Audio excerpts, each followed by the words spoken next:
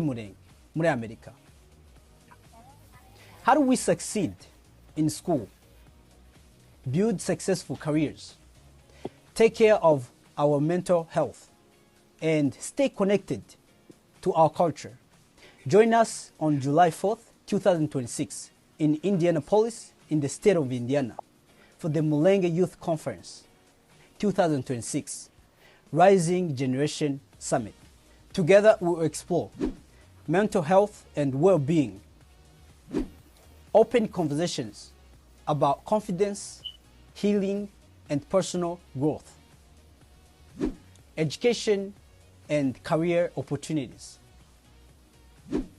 Learn from professionals, mentors, and leaders who can help you reach your goals. Culture and identity. Celebrate our heritage, understand our history, and strengthen our community. Meet new friends, build connections, gain inspiration, and discover your potential. Ejo hazaza h'umuryango wacu hari mu biganza byacu. Your generation, your voice, your future. Let's meet in Indianapolis, muri state ya Indiana, July 4th, 2026. Tuzacikwe, tuzahure, twigire hamwe, kandi twubake ejo hazaza heza. Murakoze. Wow. Twongeye kwishima kuba hano no munsi n'abatumirwa beza. Banyamulenge Youth. Turabiyegereje mwese. Have you ever asked yourself, ndinde nk'urubyiruko rw'Imulenge? Sorry about that. Nari mvuze ngo turabiyegereje mwese abantu badukurikiranye online ndetse n'abazadukurikirana mu minsi iri imbere. Uyu munsi dufite abatumirwa beza. Hari event nini igiye kuba hano muri Indiana kandi bazaba part yayo. Mbere yuko tugira icyo dukora, reka duhere kuri Fisto atwibwire wari we n'ibyo akora kugira ngo abadukurikiranye mumenye. King urakoze ku mwanya duhaye kandi ndatekereza ko iki ni ikintu cyiza komeza gukurikirana n'ibintu byiza komeza gukora narabibonye kabisa. Thank you for doing this, especially for our young people. Amazina yanjye yitwa Fisto Mututsi cyangwa se Fisto Ndashimiye ku mazina ya Digo. Tuye muri state ya New Hampshire. Ndi umunyeshuri ndimo kwiga niga muri college ubu nyine ndimo kwiga communications na political science. Nigira Southern New Hampshire University. So ibyo nkora ndi community organizer. Aka ni akazi ngeze hafi 7 years ndimo gukora muri New Hampshire, ariko noneho no mu gihugu cyose rimwe na rimwe nkora n'ibindi mu project menshi ajanye na conferences ndetse na advocacy n'ibindi byose bijanye na activism. So ibi ni bikorwa nishimiye, ni nayo mpamvu muri kumbona rubunyine kuko turimo gupromota kino gikorwa cy'urubyiruko rwacu rw'Abanyamulenge, kubera ko there is gaps, hari ama gaps turimo kurecognizing kandi dushaka ku bridginga mu bwoko bwacu kugira ngo abasore bacu babashe gutera imbere mu nzego zose nyine za professionalism n'ibindi byose, muco wacu n'ibindi byose tukeneye kugira natwe tubashe gutera imbere mu bwoko. So thank you, ndishimye kuba ndi hano kandi let's talk about it. Oh man, thank you so much kwibwira abantu. We go long way. Kera cyane. Inshuti yanjye sana. And I'm glad you kwakomeje ishuri uri muri political science. And I don't feel like we have a lot of people bari muri political science. Do you know anybody uri muri political science? Few people. Ivan, I think what are you studying? As well? Yeah, I'm doing political science and I'm gonna do law for masters. Yeah. Wow. Ewana, twebwe twasubiye inyuma. Twagiye muri za IT, you know, but I guess twese turi hano kugira ngo dusharing izo information kandi dufashanye kugira ngo twubake urubyiruko rwacu aribyo tugiye kuganira ndetse n'igihugu cyacu. Reka twumve Ivan yibwira abantu abatakuzi uwo uri we, aho utuye n'ibyo ukora. Njyewe amazina yanjye yitwa Ivy, mba Iowa, nanjye ni umunyeshuri wa surgical, the political science, and I'm trying to get into law later after finishing the bachelor. And to be honest, I do activism, but not necessarily like in activism. Like, yes, it doesn't mean kugira amali agatekerezo muri kwigaragariza ariko I'm my activism is based on social media, whether it's on the platform that we have to TikTok, Instagram, and the content. I first channels to actually get the world more in Mulenge. And also, we do have political debates on in Congo, in Congo, reka discussing n'abantu bokoza ibyo akorana Mulenge ngo bakimenyera n'umuhinga kuganira kwa debate mu cyose kwa debate yani bagakomeza kuba distracted bagakomeza kuba distinguished just us because of their ignorance, right? Yeah, and that's mostly much about me. Yeah. I feel like your voice audio yawe ntabwo imeze neza. Do Fisto nawe urimo urumva gutyo cyangwa ni njye nyine? Yeah, harimo Murphy. Yeah, It's rimwe like iravugira nk'ahantu kure. muted somehow. Yeah. Oya ni microphone. I think ni microphone. Ijwi ntabwo ririmo rasohoka riri clear neza. I think maybe it's like the listening. Fisto urimo uramwumva? Oya ntabwo ari kumwumva neza. I think n'abantu bashaka kuba bakurikiranye ntabwo bari kumwumva. Wenda batubwira.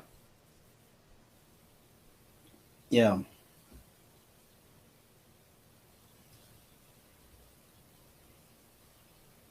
Batubwira because this is a big event. Tugomba gutegura neza, tugomba gusangiza abantu ibyo tugiye gukora bakatwumva nyine mu majwi asukuye 5/5. Yeah, clean.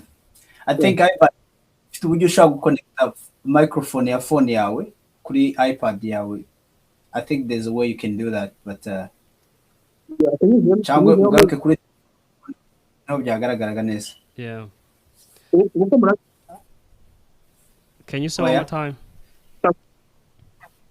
Can you hear me well? You can rejoin. You can rejoin through the phone. Okay, let me start rejoining using the iPad and see if it's better than. All right, sounds good. Sorry.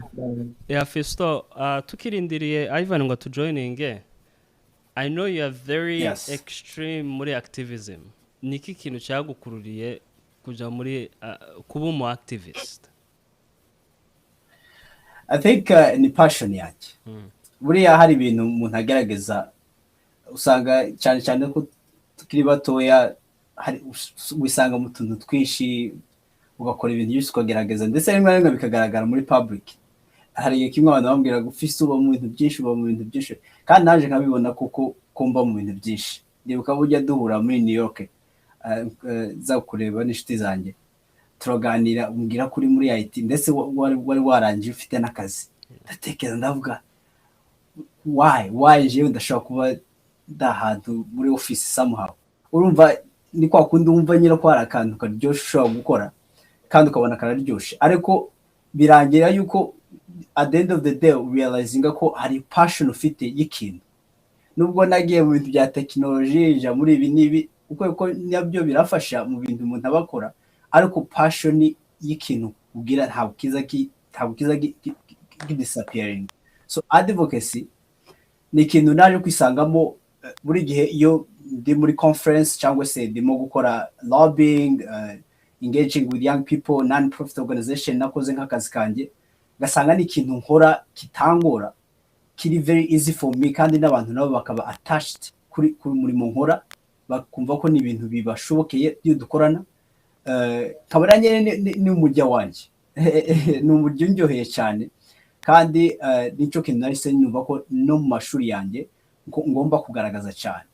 Nibyo nigera muri communications usanga stories nandikaho cyangwa se articles nandika muri community yanjye hano are very deeply talking more about activism, community work.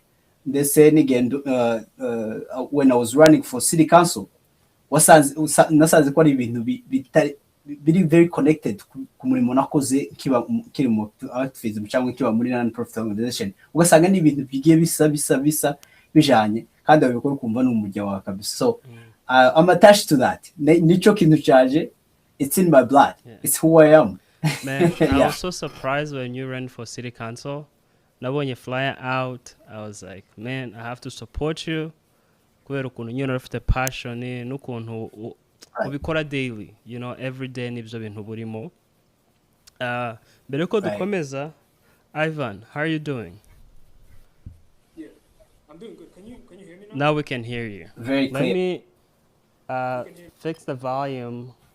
I think we might need a little bit more. Ivan. Go ahead and say something. Hi. Can you hear me? Yeah, we can hear you. Perfect. Okay, good. Ungero twibwire kuko urimo uratwibwira ntabwo twumva neza kandi ibi turabikora n'abandi bantu badukurikiranye wenda batumvishije.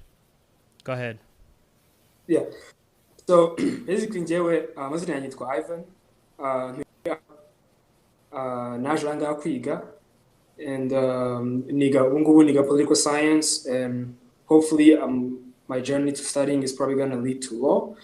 And majority of the time you know nkora activism, especially I do activism of human rights, specifically when I'm Mulenge, but I also do other things regarding domestic politics in America. Ntabwo wansanga cyane mu myigaragambyo ariko hari iyo nza njyamo wansanga wenda ku platforms kuri social media, TikTok, X, Instagram, aho turi gupostinga, turi activatinga, dukora political debates. There we debate about Congo politics, we debate about identity and also the discrimination that goes around in the Congo that causes majority of the wars that goes there. Yeah, that's honestly all I can say about myself. What made you pick that career? Like, what is one thing that drove you not to go into finance, not to go into any other fields or picking up politics? Yeah, ever since I was a kid, I used to I was kind of like attached to history, and I was attached to identity, knowing things, stuff like that, and it led me to getting into theory, and which made me, you know, if I'm gonna learn about history or theory, you know, why can't I find solutions that could help my people out, because they're struggling politically, right, because of their identity, because of who they are, you know. So why can't I do it? And also there's something that my dad always used to tell me, and also Professor Kaniki yarabivuze nabyo ejo bundi, where he told me that as a man, you shouldn't do something that necessarily benefit you as a person only. You should do something that benefit the people you care about, the community you care about, your community. That's a more meaningful purpose, right? So if I went into IT or finance or economics, I gotta be honest. I'll be doing it for myself, for my own interest, not necessarily the people I care about. But the political science, the main reason is to find a solution for my people to be able to survive and live off like anybody else out there. Wow, good answer. Fisto, question for you. Yes. It's a little bit the same kubzo nabaje Ivan, ariko for you it's more of muri community yacu. When you go into politics, they think about gufa, you know, all those vibes. Tell me a little bit about igihe wabaye open yuko bigiyemo. How did people receive it as a young person? Well, first of all, to go back, recognizing our identity. Igihe cyinshi iyo dufite ideas zirebana na public service cyangwa se tureba ko ari ikibazo muri public, especially in America, muri Amerika publicly abantu nyine atari kuvuga mu bwoko bwacu, reka mvuge cyane in general, babona ko this is a young man who's very passionate, ukeneye gukora ibintu bya community organizing cyangwa se ukeneye guservinga community public, and who cares about the country. Bakumva ko it's young things, ni ibintu bito bito nyine, they appreciate it, they love it. Ukabona nyine barimo kureceiving in a way that they understand you're passionate, but you can see that they're expecting more, but also expect you to kind of give up in the future. Sinavuga ko How do we Go ahead. sinavuga ko ari giving up, sinavuga ko a point nuko ari giving up exactly, ariko nuko babona ko at some point this young man is going to realize that there's more. Ni nka kujyana kubwiye mbere twatuganira, ni kujya tukiri bato tugerageza kano ukagerageza kariya ukaja muri bino ukaja muri biriya, but for some reason jewe ntago it's the same thing. Ibi bintu bya community organizing cyangwa se public service nuko nabivuze ni passion yanjye kandi ni dream. It's a dream that I've always had since I was young. I remember when I was talking to my dad since I was 15 that I wanted to go into politics. Nubwo ibi conference twaturiye kuganiraho atari politike, ariko deeply that's the beginning of what we do. No, at the end of the day, you realize people are starting to pick on what you're talking about. Ibyo wavuga, ibyo wakora muri community, service urimo gutanga, abantu rero iyo babona ko utangiye ku giving more, some people come off where you realize that bajya bakubwira ko bagusupportinga, and I'm talking about uko abantu bazabyakira nyuma. Bajya wagira ngo baragusupportinga ugatekereza ko bagukunda, they actually don't like ibyo ukurimo kuza. And a lot of people, you realize they're starting to be afraid of you because urimo kuvuga ukuri, urimo guturuka mu buryo bw'ukuri, urimo kuvuga ku bintu bijanye n'ukuri about what's happening in the community. Maybe there's disconnections, hariho ibintu bitari byiza muri low income communities are struggling. You talk about those issues, you realize politicians are starting to hate on you, right? Are starting to hate on your ideas. Aho ngaho rero nuko je nagiye ntangira kubona uburyo abantu banyakira nk'umuntu uri politician, I'm an official politician, nk'umuntu uri politician, nk'umuntu uvuga ukuri, nk'umuntu ufite passion nyayo yo guservinga community. But ibyo rero nibyo byampaje imbaraga, na education n'amashuri natangiye kwiga nibyo byatangiye kumpa imbaraga, nibyo byatangiye kumpa imbaraga gutangira ku understandinga deeply community zacu bwacu, ko sometimes we're discriminated but we do not understand that we're discriminated. Sometimes we experience racism and some other different discrimination, ariko ntitumenye ko turimo gustrugglinga in that manner. Rero niyo mpamvu jewe kubera ko utangira picking on those small issues, and then you realize that even your education it's wrapped up in those kind of categories. Ugasanga nyine nibyo wavuga, nibyo wawiga, nibyo wana muri community, nibyo wana muri systems in our communities. Je ntangira kubona ko it's exactly who I am, and this is exactly the work I want to do since I have the opportunity. Usanga nyine abantu benshi badafite opportunity nk'izi ngizi za education n'ibindi byose guservinga community, ariko kubera ko namaze gufata umurongo kandi namaze kuba publicly nyine kugaragara ko ni umurimo ndi gukora, tangira ku understandinga ko hariho abatabikunda, hari abanyaga, ariko kandi mu bankunda they understand inzira nafashe. Rero ntabwo, it's not about who hates me, it's not about who likes me, it's about the real issues we have in our communities. Mbese nukugira intego kandi ukamenya yuko muri iyo Yes. ntego ya hariho side ebyiri, hari abagushigikiye n'abatagushigikiye, wowe ugomba gustikinga kuri ya vision yawe. Right. Wow. Right. And yeah, and I mean the honest about it is some politicians really stick with people abantu babakunda. But the reality of leadership cyangwa se a real politician ntabwo abikora kubera wewe ibwiwiwe, nta nubwo abikora kubera abantu bamukunda, kandi ntabwo abantu bagomba gukunda umuntu kugira ngo akore akazi. And I always tell my supporters, don't like me, ntunkunde njyewe. I don't need that. I want you to choose what's right. And I want you to be a part of which side did it right. If I'm right, go with that. Not me personally. Niyo mpamvu usanga rero usanga umuntu agize sides, but now it's not really about people who cares about you, who loves you. It's about what's right and wrong. Wow. That's my passion. Wow. Thank you for that answer. Now, when I look at twebwe turi hano kuri panel, I've worked with Fisto in so many events as a youth.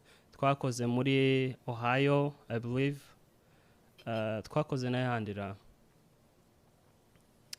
Thank you. Mwage muri Canada. No muri Canada, even so many states twage dukoramo. Hanyuma for Ivan, numvisha we he's more of online.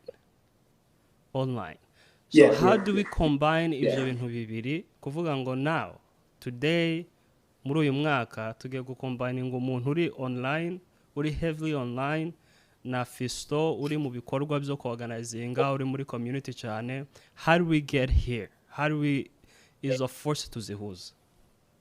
Maybe I can start with Ivan. Well, the reality is, in politics, there's always going to be propaganda, right? But and you have to kill us. They're both, yeah. Okay, so in politics, there's going to be always propaganda that spread. Majority of the times, back in the days, propaganda was spread through books, newspapers, articles that are written on papers. But now those were not necessarily easily accessible because people actually had to go out and buy them and all this. But on the internet, everything is easily accessible. Anybody can go out there, create a video, and spread misinformation on somebody's identity, right? For example, us being Mulenge, there's a lot of misinformation out there on how they describe us. So, which creates two wars, right? There's a digital war, and then there's a war of like advocating, right, in person, right? Whether it's whether there's obviously like events or whether there's protests. Now, for the combination is that we must get into both of those, right, without being ignorant of one part or the other one, because there's always somebody doing something to counterattack our identity or to counterattack who we are, you know. So that's where Fisto plays his role, and hopefully I get credit for playing my role as well. So that's how I can explain it. And also when you go, for example, when you go on the internet, you're gonna find the majority of people that are spreading misinformation. They're working day and night. They're on X, they're in every comment section, on panels, whether it's on X or on Spaces, whether it's on X or on panels, whether it's on TikTok or Instagram lives. There's always lives that are open discussing about Mulenge or the Tutsis in Congo, and they're obviously spreading negative propaganda. Now, which it's our responsibility as the youth, which knows how to use social media, to obviously counter. And that is where it's not only me, by the way. There's like other people that open up panels out there to discuss and also to counterattack the propaganda that's spread against us. So that's where we come in, and I could say that those two sectors should be merged into without ignoring each other, you know. Wow, thank you. Fisto, what do you think? Like, how do we connect this world? Zokuvugango, Ivan, he's heavily online. He does go to events ziri in person ziri on the ground ariko urebye so much of work akora aba ari online. And for you, like I said, I've worked with you in some of the events. I know you also have an online podcast with sharing ibikorwa. Ariko, when I see the loads of work you do, it is heavily on the ground. You go to the Capitol Hill, advocating for us, advocating for the youth. After my events, menshi buri muri participating in.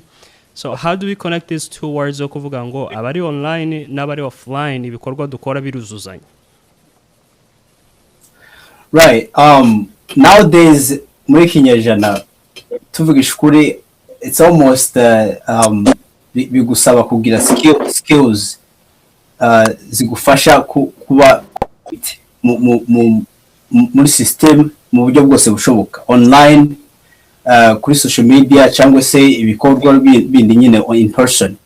Urabona iyo dukora ama conference nk'aya ngaya, ukareba uburyo abantu bari heavily depending on social media ku ma YouTube n'ahandi, usanga nyine ni nkaho rimwe na rimwe iyo bitanyuze kuri aya social media bisa nkaho biba imfabusa, right? Ntabwo bisa nkaho bigize akamaro. Ariko iyo hariho skills nyine zo gucisha ibintu online, live streaming cyangwa se kugira ibiganiro based on topics nyine twaganiriyeho, hakabaho ibiganiro online y'ibintu bikorwa birimo kuba muri community, bikorwa birimo kuba mu buyobozi, usanga nyine ibintu bibaye more aware, abantu bakaba more aware of those actions cyangwa se ibyo bikorwa bindi birimo kuba muri community zacu.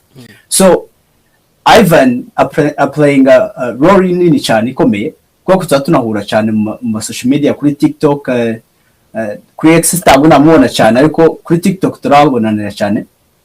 Usanga ibintu tuganira byinshi ni ibintu tubona buri munsi muri community zacu, ni ibintu tuganiraho tunakoraho rimwe na rimwe tukakora muri community. Usanga nyine ari ama project dukora, ayo ma project rero akaba discussion is online, ugasanga hari ibitekerezo abasore wide ideas zirebana n'ibyo bintu, ugasanga nyine abantu babaye involved muri ibyo bikorwa mu buryo buri indirect.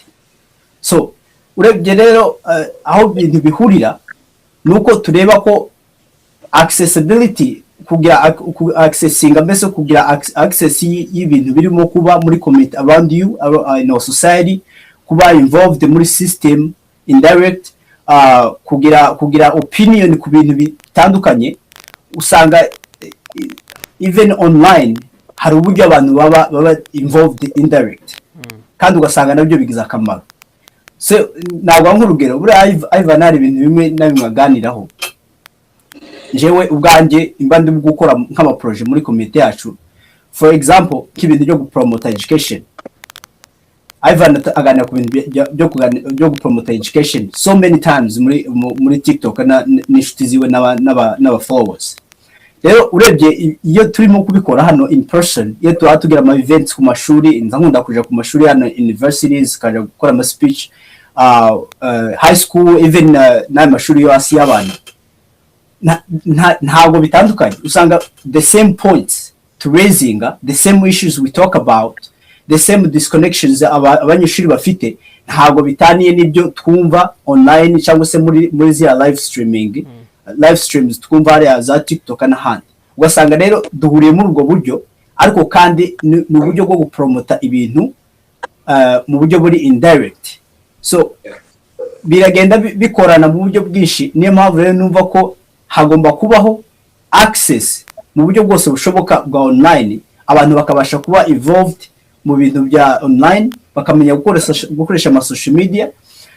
Rimwe na rimwe zaganira ya telefone, ejo bundi sizi ukuntu nagize cya ndebwana na gafre, ndamubaza ngo se iyi telefone sinimba mukibone, iyi telefone ndamubaza ngo se ufitemo niki ukoreshamo cyane, arambwira ngo akenera WhatsApp. Ndambwira ikindi aburi kindi avuga, none se WhatsApp ndamubaza ugura amayinite, arambwira ngo agura amayinite. Okay, ugura amayinite, wara telefone umuntu uri telefone isanzwe ukamutextinga kuri text isanzwe, aravuga wapi. None se ko WhatsApp isaba wifi gusa, how many hours of spending hanze y'inzu cyangwa se mu kazi kugira ngo ukenera amayinite, nenda urimo gutwara imodoka ni iminota ingahe kugira ngo ure ku kazi, ni iminota ingahe kugira ngo usubire mu rugo, few minutes. Ahubwo rero kuki mugura amayinite mudahamagaza, mudakoresha kuri internet, kuri Instagram nenda nguje live streaming ahantu nenda uri hanze y'inzu, cyangwa se ukoreshe mu bindi wohereza email, ugire gutyo ukore bindi. Iyi telefone ugasanga ikoreshwa 1% of what's worth it, what is worth. Ugasanga umuntu ntashobora gukoresha applications zirimo, akoresha gusa akantu kamwe cyangwa se tubiri, WhatsApp nenda na YouTube. But you realize that abantu tubasha kumenya gukoresha ibyo dufite mu ntoki, usanga dufite isi mu ntoki zacu, tubasha kumenya ibyo dufite mu ntoki, access dufite y'ibintu byose biri around us, we can learn a lot, twabasha gusharinga ideas, twabasha ku engaginga in each other's lives mu buryo buri indirect, ariko kandi mu buryo buri impactful muri society yacu, tukagirana akamaro mu buryo bumwe n'ubundi. So niyo mpamvu rero usanga nk'abantu bakoresha platform za TikTok, Ivan, batugirira akamaro cyane iyo tugiye gukora ama events, tugiye kuganira directly n'abantu face to face, ugasanga za ideas nyine nizo turimo kugira gutya tukisangamo twese twatuganiramo. I think that's my point on that. Yeah. Thank you so much. Ivan, did you want to say something? One other point. Yeah, I love the point he made. For example, a key event yakoze, Baplan is a Fisto. The good thing is majority of the youth bari online. So how kugira ngo bamenye about it, bamenye the main goal, bamenye ibikorwa bizokorwamo.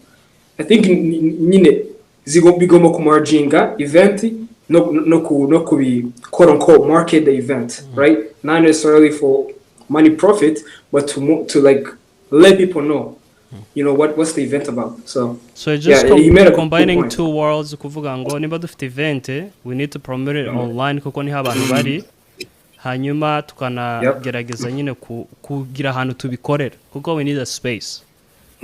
Yes. Yeah.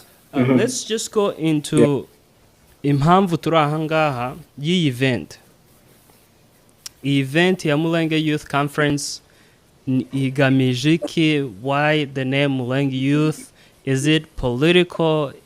What is it all about? Let's start with Ivan kuko ni wari urimo sharing. Yeah. Well, how I can explain the event, to be honest, it's not something political.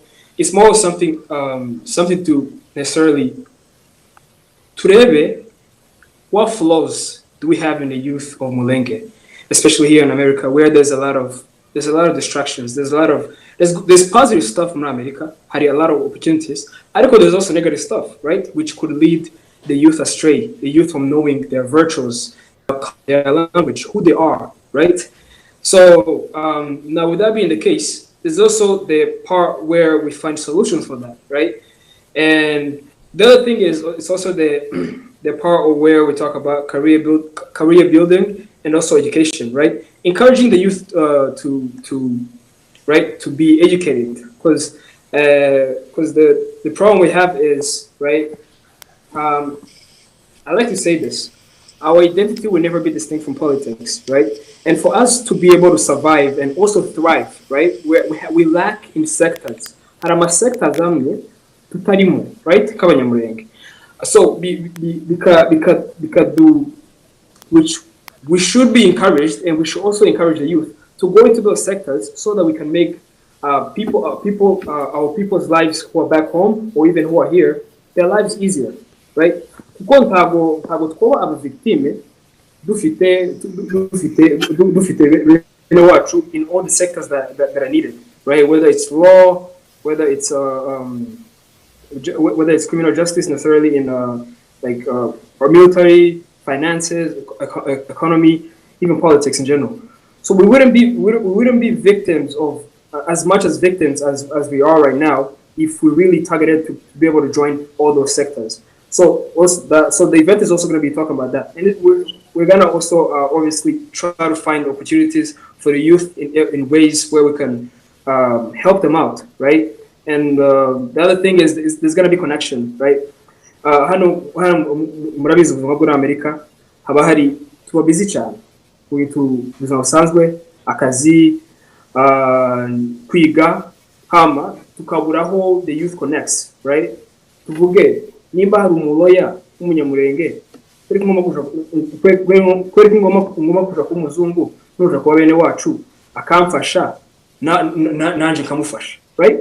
So which these are connections that we need, whether it's also finance, accountants, or this and this. So there's also going to be a connecting part where the youth is going to be connecting together and be able to explain their careers, what they do, and also find business opportunities. Also, you never know, you might find investments if you have a project that you have there.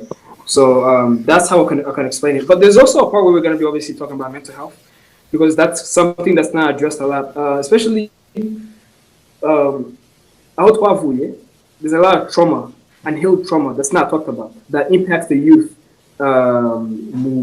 in their normal lives, and it's not addressed because of where we come from, a conservative background where mental health is seen as something that's not necessarily believable, but in the real world it is something that actually that affects the youth, and that's also a point that we're going to be talking about.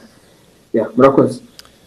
Sante, Ivan, kubiri ibyo bitekerezo sharinze. Fisto, is there anything you want to add when Ivan yaba yibagiwe?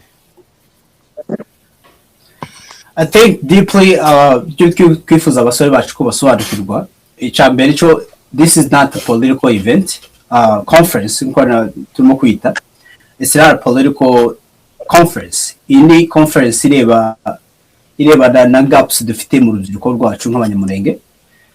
Tugomba kureba deeply icyo tubura muri culture identity yacu. Icyo kintu tugiye deeply twabiganiraho cyane, kandi hari ama points menshi raising, even you king hari ama points raising, which I encourage you to talk about a little more, adding more about that. Buriya umuntu atisobanukiwe wenyine n'ahandi ashika agerageza gukopya, agagerageza uwashaka kuba we, ugasanga noneho nibyo wawigana umuco urimo kwigana muri society urimo wabyishe wabikoze urarengesha kurusha banyirabyo cyangwa ukabyica. Ikindi cya kabiri usanga abantu batazi gucuzinga ikibi n'iciza, umuco mubi n'umwiza, kubera ko ubwawe wenyine ntago urasobanukirwa your identity.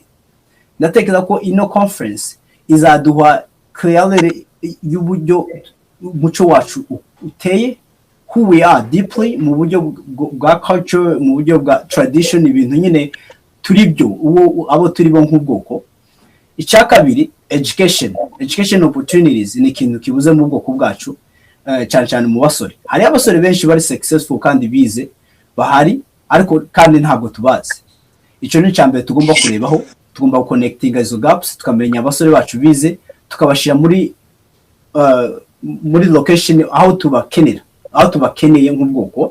Icya kabiri bajya badafite opportunities y'amashuri, turebe ese nikibabura, cyangwa se aba professionals tuzaba dufite kuri event bazabiganiraho babashe ku identifying what is the problem, kubera ko nibo bashaka kuba bafite experience cyane kurusha bataraje ku mashuri, kubera ko kuvuga ngo ube successful hano muri Amerika mu mashuri, ubashe kwiga, ugire education iri purposeful, uri kweminga career runaka ushaka, kandi ukaba successful, ukabona na diploma yawe, ukabona n'akazi keza. Hariho sacrifice utanga, hariho n'imbaraga nyinshi ukoresha, hari n'uburyo bwinshi inzira nyinshi ugenda unyuramo kugira ngo ubashe kugera kuri izo ntambwe. So iyo ni experience tukeneye kubiganiraho. Ikindi cya kabiri kuri ico kintu dukeneye ku bridging gaps y'abantu bize, tubashe kumenya abize IT ni bangahe, ni bande, ni gute dushaka ku connecta kugira ngo no duhuze izo abo bantu kugira ngo tubashe guhuza izo careers, babashe gufashanya mu buryo bwose, kuko tugiye gukorana hamwe nk'abasore ba representing ubwoko. Ikindi tugomba kurebaho mental health.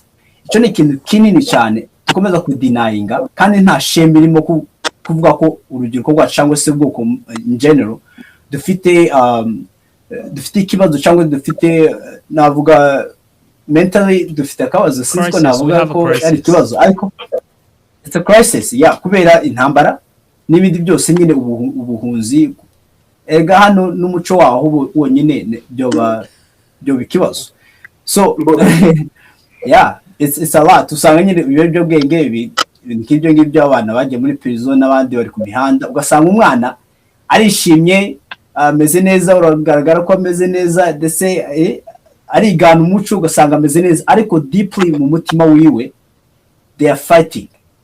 Ibyo rero tugomba ku identifyinga tumenye ese niki cya gituma abasore bacu struggling mentally noneho tubashe kubaha direction y'uburyo bagomba kuba healed guhealinga to identifying ibyo bibazo tudafite isoni tubashe kubiganiraho twese hamwe turi open. So ibyo ni ibintu bituma duhostinga ino conference kandi ibyo ni ibintu bisaba umusore wese kuboneka kandi ntabwo tuzaja mu bintu byindi byo kuvuga ngo turimo kugenda hirya no hino tuzaba purposeful tuzagenda topic kuri topic tubashe kuganira tuconnecte n'urubyiruko nta bindi byo kuba nenda ngo twatakaje umuntu wese uzaba uhari azagira ijwi kugira ngo tubashe kubumva bose. Thank you Fisto. Hari kino Ivan yavuze ngo event ntago ari political. Now urebye Ivan yize political science cyangwa ari marayiga. Fisto wize political science ni uri muriga uri muri ako gatebo ka politics, and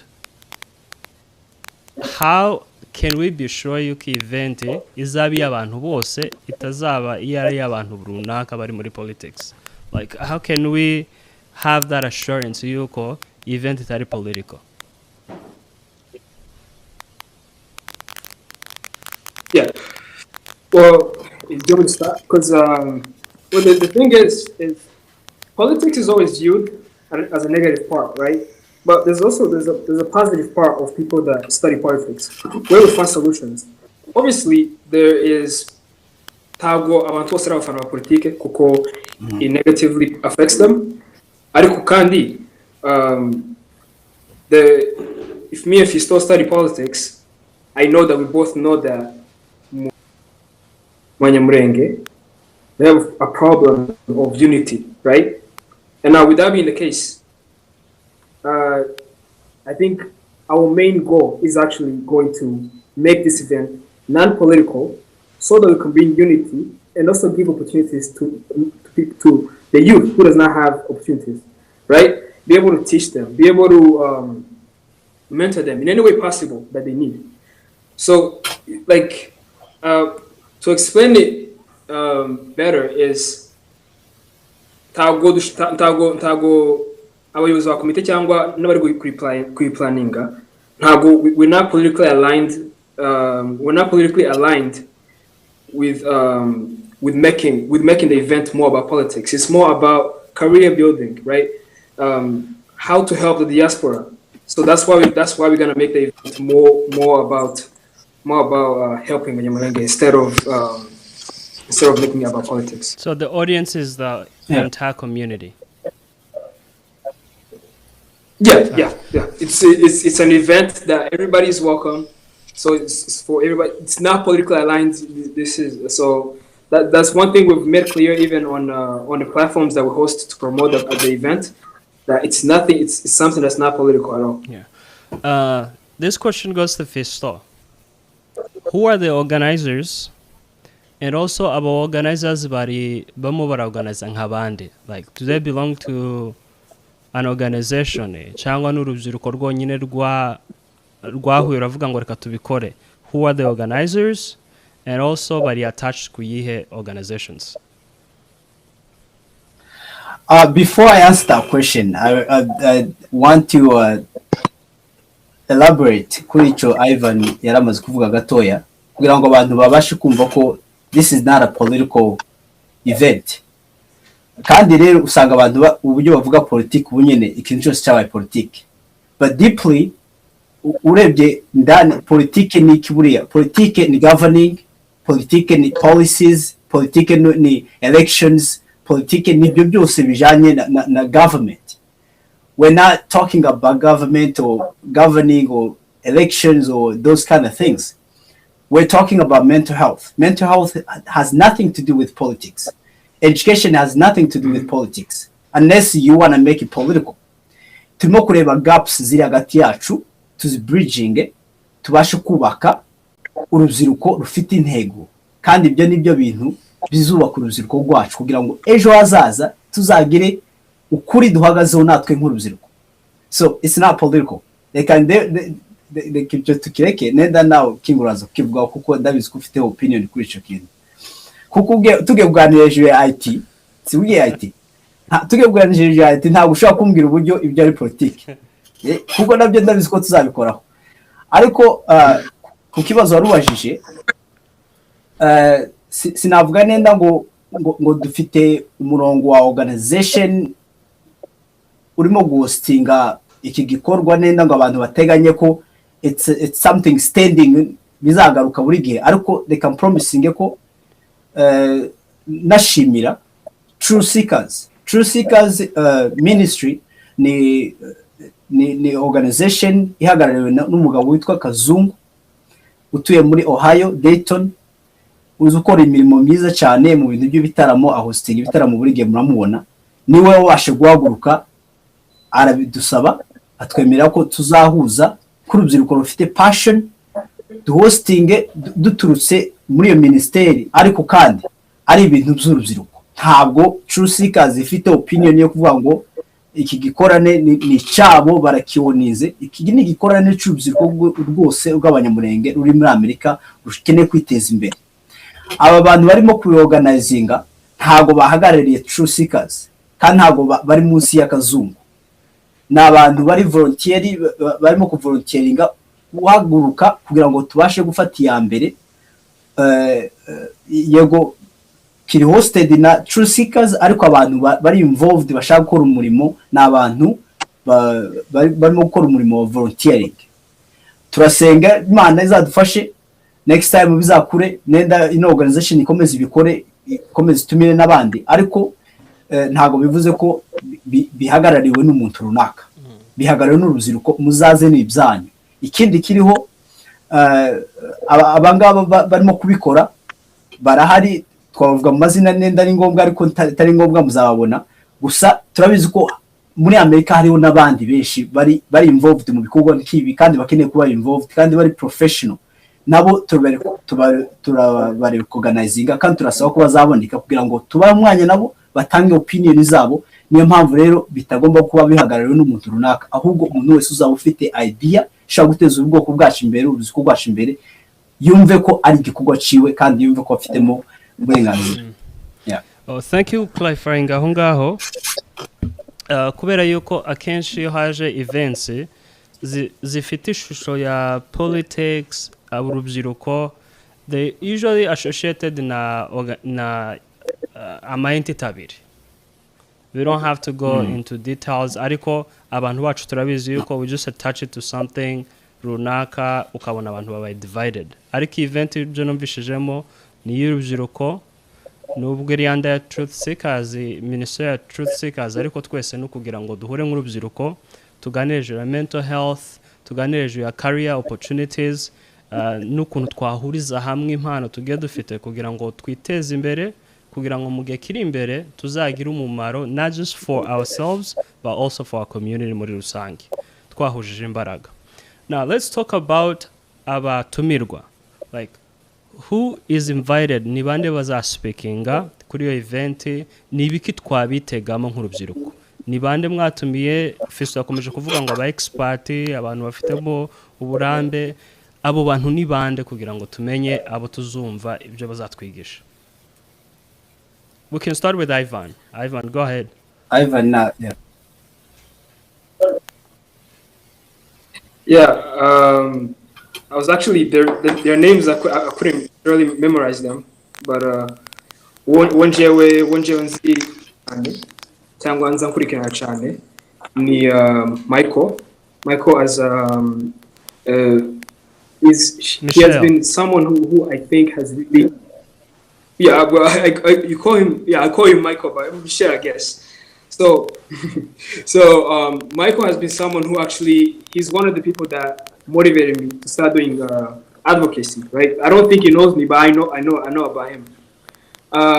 When he was talking about the situation back home or what is going on, encouraging the youth to speak up more, to advocate more, because it is a responsibility. I love the point that he still made when he said that anybody that feels responsible, anybody that has an idea, right, that could help, Changa, you're building a community, right? They have that responsibility, and they have a right. They have a right to actually to speak up and do their job or do their job.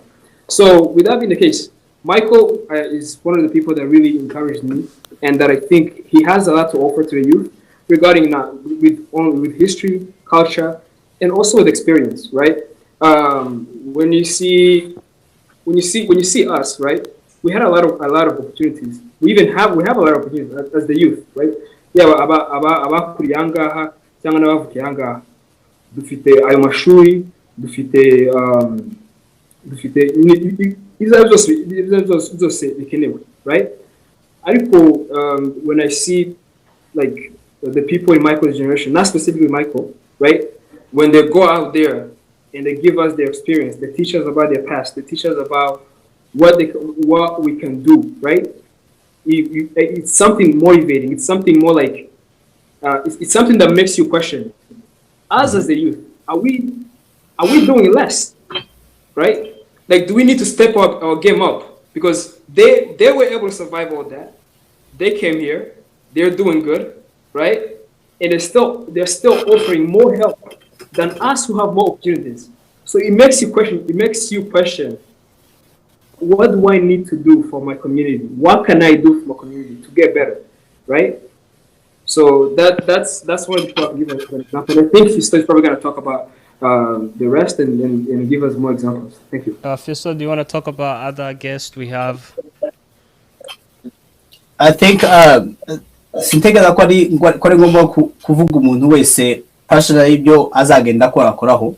I think icyo nshaka gukoraho cyane nuko yego biragaragara na pastori benshi abandi na bishop dufite bishop Semuhanuka azabahari, dufite uno revera pastor Tito, dufite noneho no doctor no mudamu Serafine, ariko na Michael bavuze, ariko icyo nshaka pointing out kwe kwa abantu bazatuganiza nyine ku muco, batuganize ku bwoko, batugize ku murimo w'abasore kugira ngo tubashe kugira deep understanding y'igikorwa c'abasore, icyo tugomba kuganaho cyangwa se icyo tugomba kwemingaho ku ruziriko kugira ngo natwe tubashe kugira icyo tugeraho. Point nshaka kuvuga nuko tugomba gutangira kubavuga kubona title y'umuntu ngo tuyigire umurimo wiwe completely. Now, pastor, ariko abana abantu bize. These are educated people. They have a master's degree, they have a doctorate degree. They have understanding about systems, and they are doing great. Muri career zabo barimo. So it's not about pastoring. Ntagaru kubera ko ara pastori. I think these are educated people. Dukeneye ko bazatuganiza nk'uruziriko kugira ngo baduhe understanding y'ibyo turimo kuganaho nk'urubyiruko, ibyo bamaze kubona, ibyo bamaze kunyuramo, cyane ku bintu bijanye n'ubwoko. Ikindi kiriho ntabwo aribo batumirwa bonyine dufite, ariko hariho n'urundi rubyiruko nubwo bitaraje public, ariko hariho n'urundi rubyiruko ruzaba ruri involved kuyobora ibikorwa by'urubyiruko. Niyo mpamvu nababwiye ko urubyiruko twese hamwe tuzaba involved mu kiganiro. Abantu bose bazaba direct involved. Ufite ideas, ufite point, ufite question, hari uburyo tuzabikora mu buryo umuntu wese uzaba uri muri sale azabasha kumva ko ari represented, azabasha kumva ko idea yiwe itatakaye cyangwa se adategerewe, mbese tutamwumva nk'umuntu waje muri event.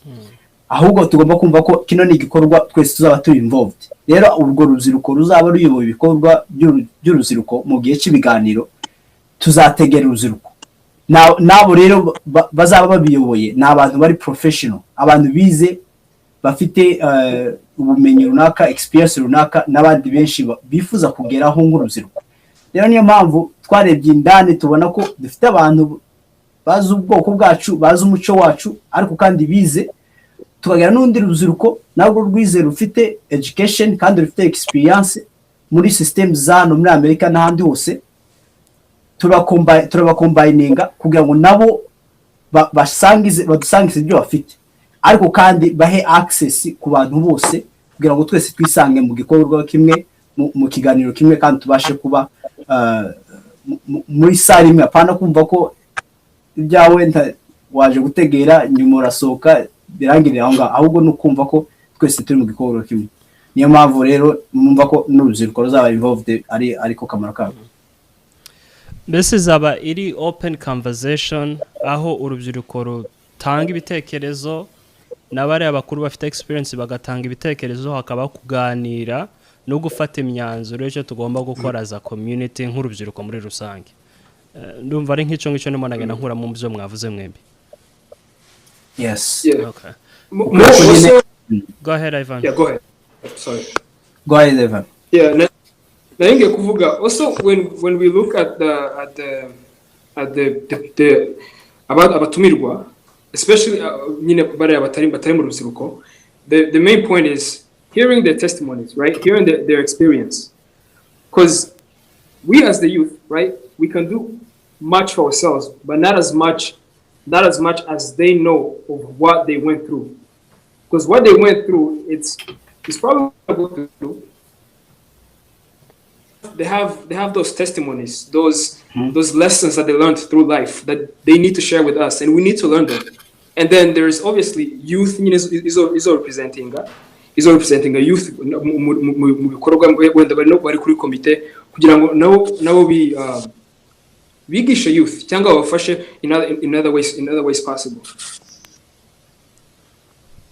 Wow. Right. Right. Fisto, I know we've talked about the event, the summit tuzagira y'urubyiruko izabera hano muri Indiana. Tuzagira aba speaker, haza barimo Revera Tito, Bishop Semuhanuka, haza barimo Dr. Serafine, izabiri hosted na Kazungu n'urubyiruko bazagira peno baganire. Mu ijambo rimwe, what is one thing a youth is going to take home, or what is one thing you want the person who's coming to take home? Turumva na Ivan next. Okay, I think ikintu numva ko umusore wese azabasha gutahana mu rugo, akumva ko ari ikintu ciwe, akumva ko ari challenged, ni ikintu cyo kumva ko umuntu wese afite umutwaro mu bwoko bwacu, kandi hari intego ku bikorwa byacu twese hamwe nk'urubyiruko. Ibyo ni ibintu bibiri nahuza muri point ya nshaka kuvuga. Hari igihe cyinshi tuja mu bintu byinshi, urebye hari ibiterane byinshi, hariho amasengesho y'ibisirimba. I think it's a beautiful thing, ni ikintu cyiza cyane, turasenga, turabakristo, representing ubwoko bwacu mu buryo bumwe abandi bantu andi moko yose tutabona, kandi kidusetting apart from other communities. Icyo ni ikintu cyiza kandi ndakivaluinga cyane. Ariko hari ikindi kintu kijyanye na professionalism, education, mental health, dusa nkaho turi ashamed of accepting. Ugasanga ibiganiro byo kwemera ko kuganira kuri mental health bitari involved, cyangwa se bitari muri twebwe, turimo ibiganiro byacu bitarimo, tugasa nkaho turi ashamed of talking about it. Icyo ntekereza ko nuko umuntu wese agomba kuvaho yumva ko abaye open, ariko kandi afite inshingano zo kuba involved mu kintu kigomba kutujoininga hamwe nk'urubyiruko, kudushyira hamwe nk'urubyiruko, tugakora hamwe, kandi agomba ko ari challenged.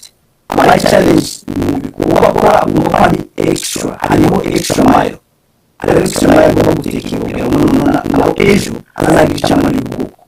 Intego ntabwo ari kimwe, yego kugaragara kuri person haje barabye ibishaka nk'uko kandi Fisto, ariko at the end of the day ibyo bintu bitazaragira imbuto cyangwa se bitazaragira muri society muri community. It's meaningless. Ntabwo dushobora gukora ikintu kiri personal, benefit as a person, kigenda are benefiting the community around you, uvuge kuri successful. Being successful is doing something kizaba imbuto ku bandi, kikaba inspiration ku bandi, kikaba inspiration ku young people, kikaba inspiration kuri community urimo, ndetse kikagaragara ko gifite n'imbaraga muri society, hari aho gikenewe. Rero ubwoko bwacu dukeneye ubwoko bw'ijambo cyane mu rubyiruko, tubakeneye mu bintu byinshi. Ni ukuvuga ngo cya kintu cyose dukora mu rubyiruko, ikintu uzakora personally, hari aho kizakeneye ngo mubona n'ibivuze. Ndifuza rero ko umusore wese uzahava azumve ko ari challenge, ko agomba kwiga ikintu, agomba gukora ikintu, agomba create ikintu, yaba ari business, yaba ari education, yaba ari discussions kuri mukoro w'igihugu cyangwa se yaba akora ari organization ya business, agomba kugira icyo amara y'ubwoko muri iki kinyejana, cyane ngo turi hano muri Amerika. Nta kandi kamaro twaba dufite tutabasha kugira icyo tumarira twenyine, tugira icyo dukora twenyine n'ubwoko hamwe. So urubyiruko rwacu numve ko hari ikintu ugomba gukora kugira ngo ubashe guteza ubwoko imbere. Iyo ni challenge ishaka ko umuntu wese atatanga. Kugira umusanzu dutanga ntitwumve ko ibyo dukora ari ibyacu gusa, ahubwo bigomba kuba n'iby'abandi. Ivan, what about you? Yeah, well, I think there's this comfortability urubyiruko rwageze muri America, right? Aho they forgot who they are, right? They forgot their identity. They forgot that, community. Nzakunda gutanga example. Ntabwo uzubona a homeless person, ntabwo uzubona abantu bafite ibibazo byinshi cyane ngo wumve umuntu ngo yabuze ngo harara, so dufashanye, right? Now, with that being the case, we lack that in the youth because we lack knowing our identity and knowing what we really do in our culture. So the main point is this: when that used to happen back home, which is also still done now, it was done because of connections, right? So if the youth does connect and help themselves and also help each other in general as a collective, that's one thing that I want the youth to take out of this event. And also, yavuze ikintu cyiza again. Ntabwo ubwoko bwacu ntabwo turi ahantu ngo twokwikorera twenyine, ngo nje kanje nga Ivan ngo ngende kora ikintu ngo singisangire na bene wacu. It does not make any sense. We have a lot of lacking sectors that the youth needs to fill in, right? So that the community can thrive.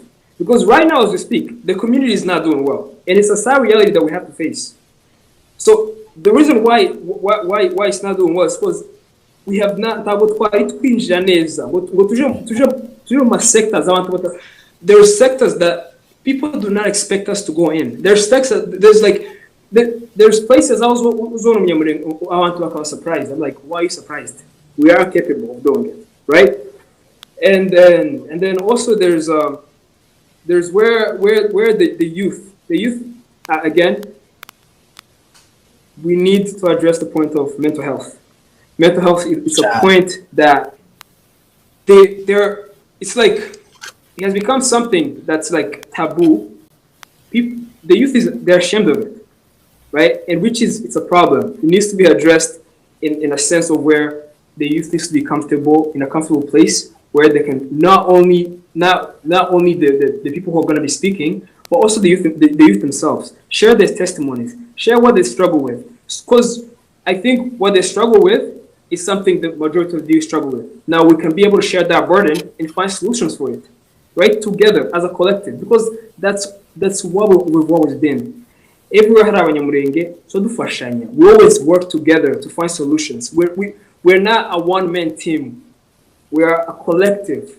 So I want the youth to go back with the mentality of working together, working as a collective, because that is how we succeed.